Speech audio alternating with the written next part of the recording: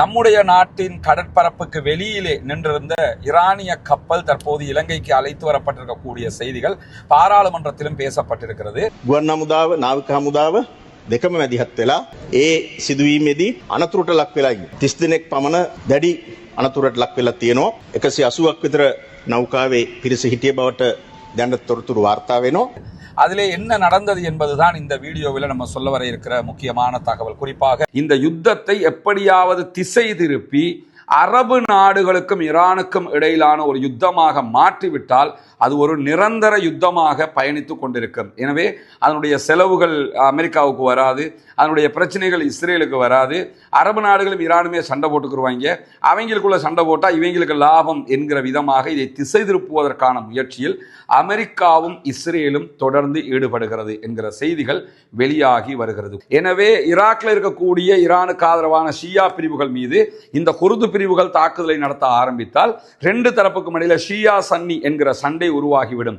பெரிய எதிரி அமெரிக்காவை விட்டுட்டு ரெண்டு பேருமே உள்ளுக்குள்ள அடிச்சுக்கொள்ள ஆரம்பிச்சிருவாங்க.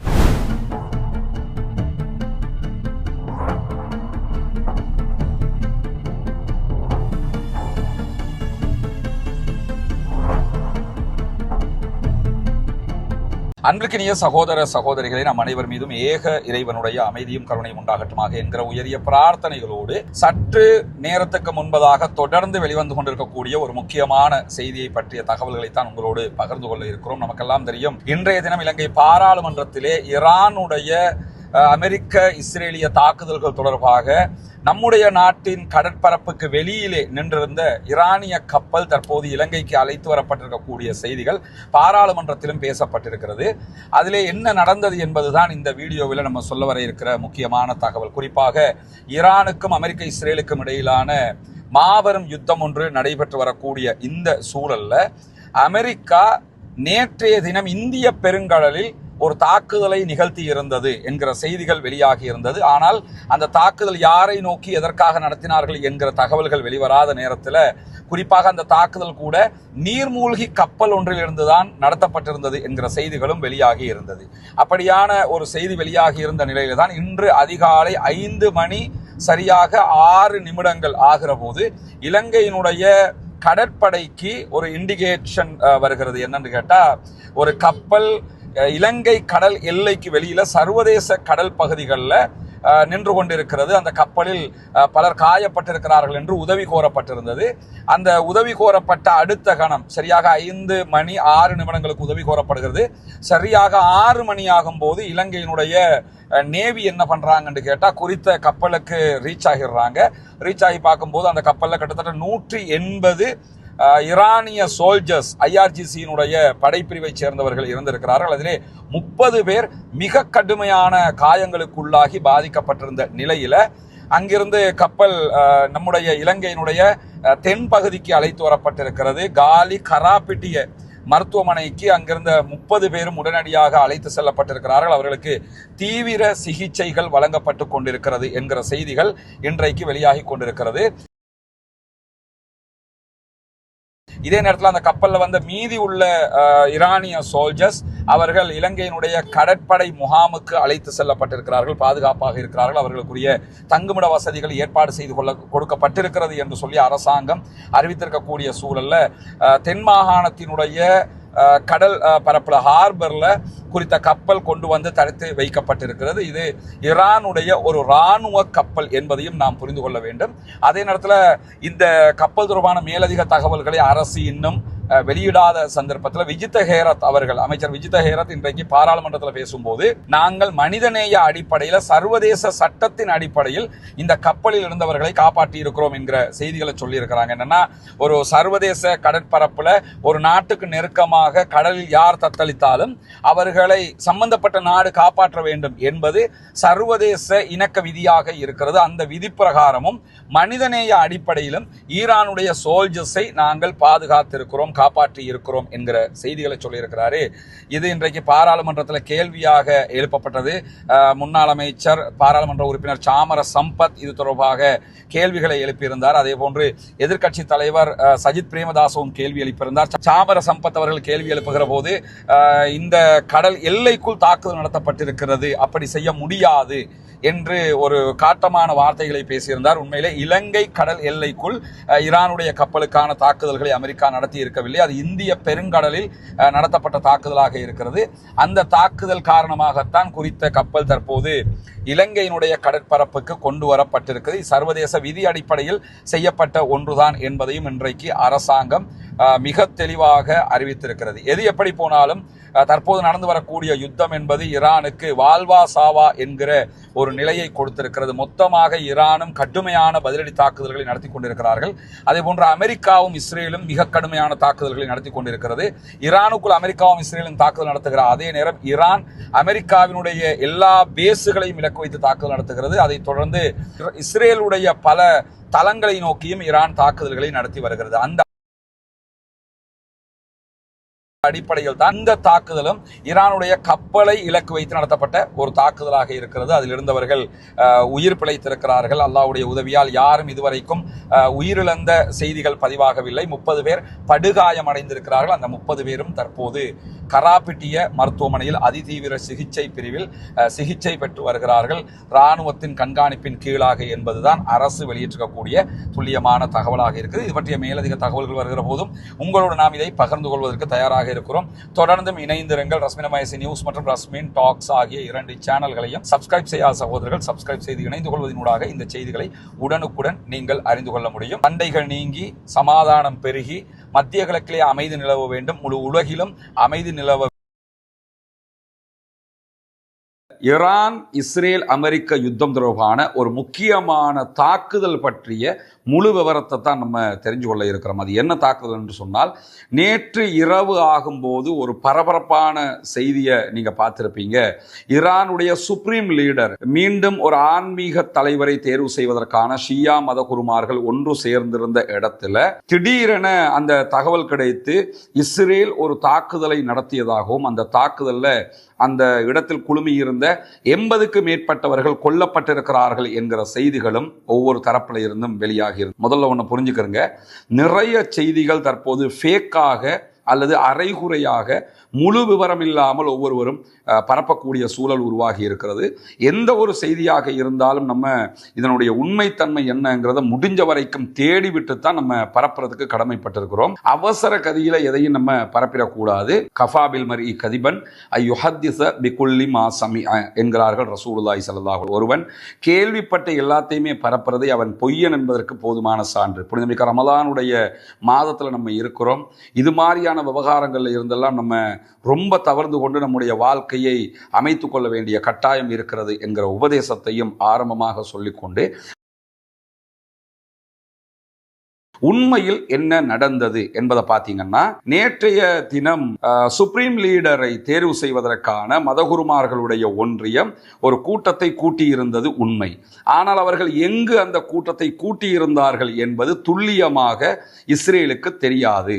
ஆனால் இப்படி ஒரு கூட்டம் நடக்கப் போகிறது என்கிற செய்திகள் தெரிய வந்ததோட இஸ்ரேல் அதற்கான தயாரிப்புகளில் ஈடுபட்டு அவர்கள் கூட்டத்தை இந்த கட்டிடத்தில் தான் நடத்துகிறார்கள் என்று நினைத்து கொண்டு அந்த கட்டிடத்தின் மீது தாக்குதல்களை நடத்தி இருக்கிறார்கள். குறிப்பாக அவர்கள் தாக்குதல் நடத்தியது தெஹரான்ல இருக்கக்கூடிய ஒரு கட்டிடத்தின் மீது. அந்த கட்டிடம் இந்த மதகுருமார்கள் சுப்ரீம் லீடரை தேர்வு செய்வதற்கான சட்டமன்றம் இருக்கிறதா இல்லையா, அவர்களுடைய மன்றத்தினுடைய ஒரு கட்டிடம் என்பதிலே எந்த மாற்று கருத்தும் கிடையாது. ஆனால் அது ஒரு ஓல்டு பில்டிங், பழைய கட்டிடம்.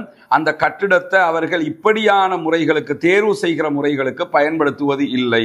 அது ஆரம்பத்தில் தேர்வு செய்வதற்கான முறைகளுக்கு பயன்படுத்தப்பட்டிருக்கிறது. குறிப்பாக 40 ஆண்டுகளுக்கு முன்பதாக ஆயத்துல்லா அலி காமனி தேர்வு செய்யப்பட்டார். அதுக்கு பிறகு யாருமே தேர்வு செய்யப்படலை. அதனால் இப்போ புதிய இடத்தில் தான் புதிய தலைவரை தேர்வு செய்கிற பணிகளில் அவர்கள் ஈடுபட்டு கொண்டிருந்தார்கள். ஆனால் அதே கட்டிடத்தில் பழைய கட்டிடத்தில் தான் தேர்வு நடக்குதுன்னு நினச்சிக்கிட்டு என்ன பண்ணாங்கன்னு சொன்னால், தெஹரானில் இருக்கக்கூடிய அந்த பழைய கட்டிடத்தின் மீது இஸ்ரேல் தாக்குதல்களை நடத்தி இருந்தது. ஆனால் கூட்டம் நடந்தது தெஹரான்ல கிடையாது, ஹோம் சிட்டியில தான் நடைபெற்றது. அந்த சிட்டியில நடைபெற்றது இஸ்ரேலுக்கு தெரியாது. அந்த கூட்டத்தில் இருந்தவங்களை இலக்கு வச்சு தாக்குதல் நடத்துவதாக நினைத்து பழைய கட்டிடத்தின் மீது தான் இஸ்ரேல் தாக்குதல்களை நடத்தி இருந்தது. எனவே குறித்த தாக்குதல்கள் வெற்றிகரமாக நடத்தப்படவில்லை. அந்த தாக்குதல்களில் ஈரானுடைய ஆன்மீக தலைவரை தேர்வு செய்வதற்கான கூட்டத்திலே பங்கு கொண்ட யாரும் கொல்லப்படவும் இல்லை. அவர்கள் அத்தனை பேரும் பாதுகாப்பாக இருக்கிறார்கள் என்கிற செய்திகள் தான் தங்களுக்கு கிடைத்திருக்கிறது என்கிற செய்திகளை இன்றைக்கு அல் ஜசீரா ஒரு தனி ஆர்டிக்கலாக வெளியிட்டிருப்பதை நம்ம பார்க்க முடியும். குறிப்பாக இந்த ஈரான் தொடர்பான செய்திகளில் ஈரானுடைய அடுத்த சுப்ரீம் லீடராக அவர்களுடைய ஷியாக்களுடைய தலைவராக யார் தேர்வு செய்யப்படுவார் என்கிற தேர்தலை பொறுத்தவரையில் அந்த தேர்தல்களில் 4 பேர் முன்னணியிலே இருக்கிறார்கள். அந்த 4 பேரில் ஆயத்துல்லா அலி ஹாமனியினுடைய மகன் முஜ்தபா ஹாமனி இருப்பது சொல்லப்பட்டு வருகிறது. எனவே முஜ்தபா ஹாமனி தான் அடுத்த தலைவராக தேர்வு செய்யப்படுவதற்கான வாய்ப்பு இருப்பதாக நம்பப்பட்டு வருகிறது. சில நேரங்களில் இன்றைக்கோ அடுத்த கணமோ அவர்கள் அடுத்த சுப்ரீம் லீடர் யார் என்பதை அறிவிச்சிருவாங்க. அந்த சுப்ரீம் லீடர் தான் நாட்டை கண்ட்ரோல் பண்ணுவார். ஜனாதிபதி கண்ட்ரோல் பண்ண மாட்டார். ஜனாதிபதி அரசியல் ரீதியிலான செயல்பாடுகளை செய்வார், இன்டர்நேஷனல் அணுகுவார், அந்த வேலைகளை தான் பண்ணுவார். நாட்டுக்குள்ள யார் பவர்ஃபுல் பர்சன் பார்த்தீங்கன்னா அது சுப்ரீம் லீடர் தான். அவர் தேர்வு செய்யப்பட்டுட்டாருன்னா அவருடைய கண்ட்ரோலுக்கு IRGC போயிடுவாங்க. ஈரானுக்குள்ள இருக்கக்கூடிய அதிகாரத்தின் பெரும்பான்மையான பக்கங்கள் இந்த சுப்ரீம் லீடருக்கு கீழே போயிடுவாங்க. அதனால அடுத்த சுப்ரீம் லீடராக முஜ்தபா அவர்கள் தேர்வு செய்யப்படும் இடத்து அவருக்கும் IRGCக்கும் இராணுவத்துக்கும் இடையில நெருங்கிய தொடர்புகள் இருக்கிறது. அவருடைய தகப்பனார் சுப்ரீம் லீடராக இருந்த காரணத்தினால அவர் மிக தெளிவாக இந்த மாதிரி காரியங்களில் ஆல்ரெடி ஈடுபட்ட முதிர்ச்சியும் அவருக்கு இருக்கிறது. அவர் ஒரு அந்த உளவுத்துறை சார்ந்த பல பயிற்சிகளையும் மேற்கொண்டவர் என்கிற காரணத்தினாலையும் அவர்தான் அடுத்த சுப்ரீம் லீடராக தேர்வு செய்யப்படுவதற்கான வாய்ப்பு இருக்கிறது என்று சொல்லப்படுகிறது. இப்படியான சூழலில் தான் இஸ்ரேலுக்கும் ஈரானுக்கும் அமெரிக்காவுக்கும் இடையிலான தாக்குதல்கள் உச்சமாக நடந்து வருகிறது. அமெரிக்கா தொடர்ந்து ஈரான் மேல படுபயங்கரமான தாக்குதல்களை நடத்தி கொண்டிருக்கிறது. அதே போன்றுதான் ஈரானும் தொடர்ந்து இஸ்ரேல் மேலையும் அமெரிக்காவினுடைய நிலைகள் மேலையும் படுபயங்கரமான தாக்குதல்களை நடத்தி கொண்டே இருக்கிறார்கள். இரு தரப்பும் குறைவில்லாத அளவுக்கு தாக்குதல்களை நடத்தி வருகிறார்கள் என்பதை நம்ம புரிந்து கொள்ள முடிகிறது. இந்த நிபுணர்கள் சபை அல்லது புதிய ஆன்மீக தலைவரை தேர்வு செய்வதற்கான இந்த நிகழ்வுல யாரும் கொல்லப்படவில்லை. அது இஸ்ரேலுடைய தாக்குதல்கள் வெற்றிகரமாக மிஷன் நடைபெறவில்லை, அது தோல்வி அடைந்திருக்கிறது என்பதையும் புரிந்து கொள்ளுங்கள். இந்த வீடியோவில் ஒரு முக்கியமான விவகாரத்தை நம்ம ஈரான் இஸ்ரேல் அமெரிக்க யுத்தம் தொடர்பாக தெரிந்து கொள்ள. அது என்ன முக்கியமான விவகாரம் என்றால் நமக்கு தெரியும், ஈரான் மீது அமெரிக்கா ஒரு பாரிய யுத்தத்தை ஆரம்பித்திருக்கிறது. இஸ்ரேலும் மிக கடுமையான தாக்குதல்களை ஈரானுக்குள் நடத்தி கொண்டிருக்கிறது. அதே அளவுக்கு பதிலடியை ஈரானும் அமெரிக்க இஸ்ரேலிய தளங்கள் மேல தொடர்ந்து நடத்தி கொண்டிருக்கக்கூடிய சூழல்ல இந்த யுத்தம் அடுத்து எப்படி நகரும் என்கிற ஒரு முக்கியமான கேள்வி அனைவரிடத்திலும் எழுந்து வரக்கூடிய சூழலை நம்ம பார்க்க முடிகிறது. இந்த யுத்தத்தை பொறுத்தவரையில இந்த யுத்தத்தின் வெற்றி தோல்வி என்பதை தாண்டி இந்த யுத்தம் அடுத்த கட்டம் நகர வேண்டும் என்றாலும் அமெரிக்கா இஸ்ரேல் விரும்புவதை போல மத்திய கிழக்கு நாடுகளுக்குள்ள ஏற்கனவே ஈராக்ல பிரச்சனை இருந்த மாதிரி, அதே போன்று ஆப்கானிஸ்தான்ல பிரச்சனை இருந்த மாதிரி, அரபு நாடுகளுக்குள்ள பிரச்சனை இருந்த மாதிரி கொஞ்சம் அண்மைய காலகட்டமாக பிரச்சனைகள் காசாவுடைய பிரச்சனையை தவிர வேறு எந்த பிரச்சனையும் அரபு நாடுகளுக்குள்ள இருக்கல. இப்பொழுது இந்த யுத்தம் ஆரம்பித்ததற்கு பிறகு தற்காப்பு நடவடிக்கையாக அரபு நாடுகளில் இருக்கக்கூடிய அமெரிக்காவினுடைய தளங்கள் மேலே எல்லாம் தொடர்ந்து ஈரானும் தாக்குதல்களை நடத்தி வரக்கூடிய சூழல்ல இந்த யுத்தத்தை எப்படியாவது திசை திருப்பி அரபு நாடுகளுக்கும் ஈரானுக்கும் இடையிலான ஒரு யுத்தமாக மாற்றிவிட்டால் அது ஒரு நிரந்தர யுத்தமாக பயணித்து கொண்டிருக்கும். எனவே அதனுடைய செலவுகள் அமெரிக்காவுக்கு வராது, அதனுடைய பிரச்சனைகள் இஸ்ரேலுக்கு வராது. அரபு நாடுகளும் ஈரானுமே சண்டை போட்டுக்குருவாங்க, அவங்களுக்குள்ள சண்டை போட்டால் இவங்களுக்கு லாபம் என்கிற விதமாக இதை திசை திருப்புவதற்கான முயற்சியில் அமெரிக்காவும் இஸ்ரேலும் தொடர்ந்து ஈடுபடுகிறது என்கிற செய்திகள் வெளியாகி வருகிறது. குறிப்பாக அமெரிக்க ஜனாதிபதினா அவர் எவ்வளோ பெரிய ஆளுங்கிறது நமக்கு தெரியும். அவர் சரியா பிள்ளையாங்கிறது ரெண்டாவது. ஆனால் அவர் எவ்வளோ பெரிய ஒரு முக்கியமான பதவி. இந்த பதவியில் இருக்கிறவர் இன்னொரு நாட்டினுடைய அதிபரோடு பேசுவார். கத்தார் அதிபர், துபாய் அதிபர், ஒவ்வொரு நாட்டு அதிபர்களோட தொலைபேசியில் பேசுவது, முக்கியமான விவகாரங்களை கலந்துரையாடுவது என்பது வேறு. ஆனால் நேற்று வெளியாகி இருந்த ஒரு முக்கியமான செய்தியில ஈராக்ல இருக்கக்கூடிய ஈரானுக்கு எதிரான குர்திஷுடைய தலைவர்களோடு அமெரிக்க அதிபர் டொனால்ட் ட்ரம்ப் நேரடியாக தொலைபேசியில் உரையாடி இருக்கிறார்.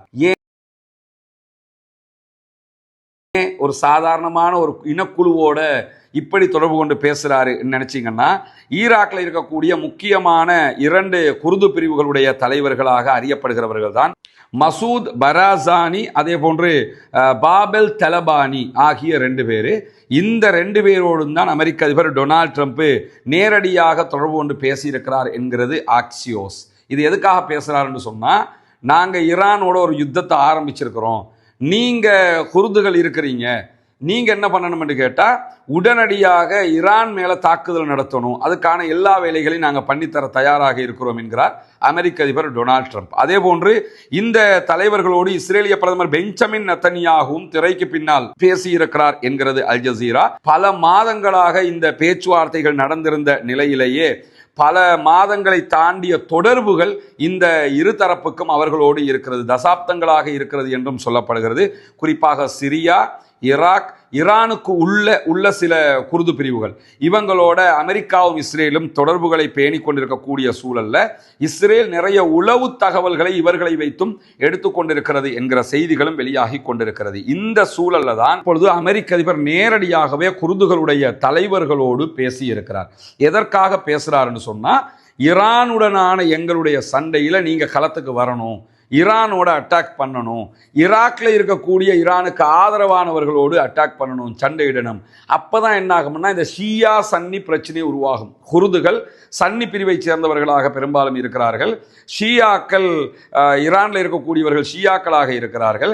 எனவே ஈராக்ல இருக்கக்கூடிய ஈரானுக்கு ஆதரவான ஷியா பிரிவுகள் மீது இந்த குர்து பிரிவுகள் தாக்குதலை நடத்த ஆரம்பித்தால் 2 தரப்புக்கும் இடையில ஷியா சன்னி என்கிற சண்டை உருவாகிவிடும். பெரிய எதிரி அமெரிக்காவை விட்டுட்டு 2 பேருமே உள்ளுக்குள்ள அடிச்சுக்கொள்ள ஆரம்பிச்சிருவாங்க. அதே மாதிரி இப்ப நடக்கக்கூடிய யுத்தத்துல அமெரிக்காவுக்கும் ஈரானுக்கும் இடையிலான யுத்தத்துல இந்த சன்னி பிரிவுகள் உள்ள வந்துட்டாங்கன்னு சொன்னா பெரிய எதிரி ஓரங்கட்டப்பட்டுட்டு இந்த 2 பேருமே சண்டை பிடிச்சு கொள்வாங்க. அதே மாதிரி கத்தர் அல்லது துபாய் அல்லது பஹ்ரைன் அல்லது சவுதி அரேபியா, எந்த ஒரு அரபு நாடுகளாக இருந்தாலும் பெரும்பாலும் இவர்களுடைய ஆட்சி கட்டமைப்பு சன்னி பிரிவுகளோடு சேர்ந்து இருக்கிறது. பொதுவான சகோதரர்களும் இந்த வீடியோக்களை பார்க்கறதுனால ஒன்றை புரிஞ்சுக்கிறங்க, இஸ்லாத்துக்கு உள்ள சன்னி ஷியா என்கிற பிரிவுகளை இஸ்லாம் கொண்டு வரவில்லை. முகமது நபி சன்னியா ஷியாவா அந்த மாதிரி முகமது நபி அவர்கள் பிரிக்கல. முகமது நபியினுடைய மரணத்துக்கு பிறகு ஷியா என்கிற ஒரு பிரிவு தோற்றம் பெற்றது. அவர்களுடைய செயல்பாடுகள், அவர்களுடைய மார்க்க விழுமியங்கள் எதுவுமே இஸ்லாத்தோடு இணைந்தது அல்ல. அதை நம்ம இந்த ஈரானுடைய ஆதரவு என்பது அரசியல் ரீதியிலான ஆதரவு, அதில் எந்த மாற்ற கருத்தும் கிடையாது. அமெரிக்காவை சிம்ம சொப்பனமாக எதிர்த்து கொண்டிருக்கிறார்கள். நம்ம இந்த இடத்துல ஷியா சன்னிங்கிற பிரிவினையை நம்ம பார்க்கல. ஆனால் மார்க் அடிப்படையில் இஸ்லாத்தினுடைய அடிப்படைகள் குர்ஆன் மற்றும் நபிகள் நாயகம் ஸல்லல்லாஹு அலைஹி வஸல்லம் அவருடைய அடிப்படைகள் சன்னி பிரிவை சார்ந்தவர்களிடத்தில் தான் இருக்கிறது. அதுக்கு நேர்மாற்றமான கொள்கைகளில் ஷியாக்கள் இருக்கிறார்கள் என்கிற கருத்துக்களில் எந்த மாற்று கருத்தும் கிடையாது. இதை பொதுவான மக்களும் புரிஞ்சுக்கணுங்கிறதுக்காகத்தான் இந்த இடத்துல நம்ம சொல்றோம். இப்படியான ஒரு சூழல்ல தான் இந்த மார்க்க ரீதியாக இருக்கக்கூடிய நபிகள் நாயகத்துக்கு பிறகு உண்டாக்கப்பட்ட இந்த பிரிவினையை மேற்கு நாடுகள் எப்பொழுதுமே பயன்படுத்தி வந்திருக்கின்றன. ஈராக் வார்ல இதைத்தான் பயன்படுத்தினாங்க. சதாம் ஹுசைனை அழிக்கிறதுக்காக குர்து பிரிவுகள் பயன்படுத்தப்பட்டது. அதே போன்று ஆப்கான் வார்ல இது மாதிரிகள் நடந்த காட்சிகள் நம்ம பார்த்திருக்கிறோம். மற்ற எந்த இடத்துல நடந்தாலும் இந்த ஷியா சன்னி என்கிறத வைத்துக்கொண்டு ஒரு பெரிய பிரிவினையாக காட்டிக்கொண்டு அரபு நாடுகளுக்கு மத்தியிலே பிரச்சனையை மேற்கு நாடுகள் உண்டாக்கி கொண்டே இருக்கும். அப்படியான ஒரு சூழல் இருக்கும் போதுதான் இப்போவும் என்ன பார்க்குறாங்கன்னு கேட்டால், எப்படியாவது இந்த அரபு தேசத்தில் இருக்கக்கூடிய நாடுகள் தடுப்பதை நிறுத்திவிட்டு, அதாவது ஈரான் அட்டாக் பண்ணுறான், இவங்க தடுக்கிறாங்க, தடுக்கிறத நிறுத்திட்டு ஈரானை இவங்க அட்டாக் பண்ணணும். அட்டாக் பண்ண ஆரம்பிச்சிட்டாங்கன்னாலே சன்னி பிரிவு நாடுகளுக்கும் ஷியா நாட்டுக்கும் இடையிலான ஒரு சண்டையாக இது மாறிடும். அமெரிக்கா விட்ராவ் ஆகிடுவாங்க, இஸ்ரேலும் விட்ராவ் ஆகிடுவாங்க. அவங்க 2 பேரும் ஓரமானதுக்கு பிறகு இவங்க அடிச்சு கொள்வாங்க. இதுதான் அவர்களுக்கு தேவையானதாக இருக்குது. ஆனால் இந்த இடத்துல நான் என்ன பார்க்குறேன்னு கேட்டால், அரபு நாடுகள் மிக தெளிவாக இருப்பதை போன்று தெரிகிறது. குறிப்பாக சவுதி, யுஏஇ, கத்தர் உள்ளிட்ட எல்லா நாடுகளுமே என்னன்னா, நேற்று அவங்க விடுத்திருந்த அறிவிப்புல, நாங்கள் ஈரானோடு எந்த சண்டைக்கும் போகவில்லை, எங்களுக்கும் ஈரானுக்கும் எந்த சண்டையும் கிடையாது. ஈரான் எங்க நாட்டில் இருக்கக்கூடிய அமெரிக்காவுடைய பேஸை நோக்கி தாக்குதல் நடத்துறாங்க, அதை தடுக்கிறது தான் எங்களுடைய வேலையாக இருக்கிறது. ஏன்னா எங்க நாட்டுக்குள்ள அந்த பேஸ் இருக்குது, எங்க நாட்டை நோக்கி தாக்குதல் நடத்துறாங்க, அதை டிஃபெண்ட் பண்ற வேலையைத்தான் நாங்க பார்த்துக்கிட்டு இருக்கிறோமே தவிர நாங்கள் ஈரான் மேல தாக்குதல் நடத்தல, நாங்க ஈரானோடு சண்டைக்கு போகல, எங்களுக்கும் ஈரானுக்கும் சண்டை இல்லை என்பதில் தெளிவாக இருக்கிறார்கள். அமெரிக்காவினுடைய பேஸ் அவங்க வச்சிருக்கிறாங்க, அமெரிக்காவுக்கு இடம் கொடுத்திருக்கிறாங்க, எல்லாம் பண்றாங்க. ஆனா நாங்க அவங்களோட ஈரானோட சண்டை கிடையாது, அமெரிக்கா தான் சண்டைங்கிறதுல தெளிவாகவும் இருக்கிறாங்க. குறிப்பாக நேற்று யுஏயும் கத்தரும் சவுதி அரேபியாவும் வெளியிட்டிருக்கக்கூடிய அறிவிப்புல மேலதிகமாக என்ன சொல்லியிருக்கிறாங்கன்னு கேட்டா, எங்களுடைய எந்த பேஸையும் ஈரானை தாக்குவதற்கு நாங்கள் வழங்கவில்லை. எங்க நாட்டுக்குள்ள அமெரிக்காவோட பேஸ் இருக்கிறது உண்மை, ஆனா இங்க இருந்து ஈரானை தாக்குறதுக்கு நாங்க அனுமதி கொடுக்கல, நாங்க அதுல கவனமாகத்தான் இருக்கிறோம் என்கிற அறிவிப்புகளை அவங்க விடுத்திருந்ததை பார்க்க முடிகிறது. இது தெளிவான ஒரு செய்தியை சொல்லுது. என்னன்னா, நம்மளே இதை புரியும் போது அவங்க புரிய மாட்டாங்களா? நம்மளை கோர்த்துல பார்க்குறாங்க, நேரடியாக அமெரிக்கா வந்து ஈரானோட சண்டை பிடிச்சிட்டு இதை கண்டினியூவாக கொண்டு போக முடியாதுங்கிறதுனால நம்மளை கோர்த்து விட்டாங்கன்னா நம்ம காலாகாலம் சண்டை பிடிச்சிக்கிட்டு இருக்க வேண்டி வரும், இந்த யுத்தம் முடிவுக்கு வராது, இது நமக்கு தேவையா என்கிற ஒரு நிலையில அரபு நாடுகள் சுதாகரித்து கொண்டிருப்பதை நம்ம புரிய முடியும். இந்த குர்து இனக்குழுவை சேர்ந்தவர்கள் என்ன செய்ய போகிறார்கள் என்கிற கேள்விகள் தான் இருக்கிறது. எங்கேயாவது ஒரு இடத்துல கிறுக்குத்தனமா எவனாவது ஆரம்பிச்சு விட்டான்னா அது ஷியா சன்னி பிரச்சனையாக உருவெடுக்க ஆரம்பித்து விடும். இதுதான் அமெரிக்காவுக்கும் இஸ்ரேலுக்கும் தேவையானதும் கூட. அதனால தான் அமெரிக்க அதிபரே குர்து பிரிவு தலைவர்களோடு நேரடியாக தொடர்பு கொண்டு பேசியிருக்கிறார் என்கிற செய்திகளை நம்ம பார்க்க முடிகிறது. அப்படியான ஒரு ஆபத்தான சூழ்நிலை ஏற்படாத இடத்து, ஏன்னா ஈரானுடைய தாக்குதல்கள் இதுவரைக்கும், இதுக்கு பிறகு எப்படி இருக்க போகுதுங்கிறது இதுவரைக்கும் மிக உச்சமான தாக்குதல்களாக இருக்கிற காரணத்தினால ஈரானை எதிர்கொள்வதற்கு அமெரிக்கா இந்த மாதிரியான குழுக்களை பயன்படுத்துவதற்கு முயற்சி செய்கிறது. இஸ்ரேலும் அந்த முயற்சியில் ஈடுபட்டிருக்கிறது. எனவே இந்த மாதிரியான ஒரு சூழ்ச்சிக்கு அரபு நாடுகளோ இந்த குழுக்களோ சிக்காத விடத்து இந்த யுத்தத்தில் கண்டிப்பாக அமெரிக்கா தோல்வியை தழுவும். அமெரிக்காவினுடைய வெற்றியே ஆயுதத்தில் இல்லை, சூழ்ச்சிகள் தான் இருக்கிறது. அமெரிக்கா எப்படியாவது அரபு நாடுகளை இதிலே கோர்த்து விடுவதற்குத்தான் முயற்சி செய்கிறது. சன்னி ஷியா என்கிற பிரச்சனையை உண்டாக்குவதற்கு முயற்சி செய்கிறது. அப்படியான ஒரு முயற்சி தோல்வி அடைய வேண்டும் என்று சொன்னால் அரபு நாடுகள் இப்பொழுது இருக்கிற இதே சுதாகரிப்போது தடுக்கிற வேலையை மாத்திரம் செய்து கொண்டிருக்கிற அந்த வேலையை மட்டுமே கண்டினியூ பண்ணிட்டாங்கன்னாலே இந்த பிரச்சனை உள்ளே நுழையாது. ஈரான் அவர்கள் மீது நடக்கக்கூடிய தாக்குதலை அமெரிக்காவை நெஞ்ச நிமித்தி சந்திச்சுக்கிட்டு இருக்கிறாங்க, அது மாதிரி அவங்க சந்திச்சு முடிப்பாங்க என்கிற ஒரு நம்பிக்கையும் உலக மக்களுக்கு மத்தியிலே தற்போது தோற்றம் பெற்றிருப்பதை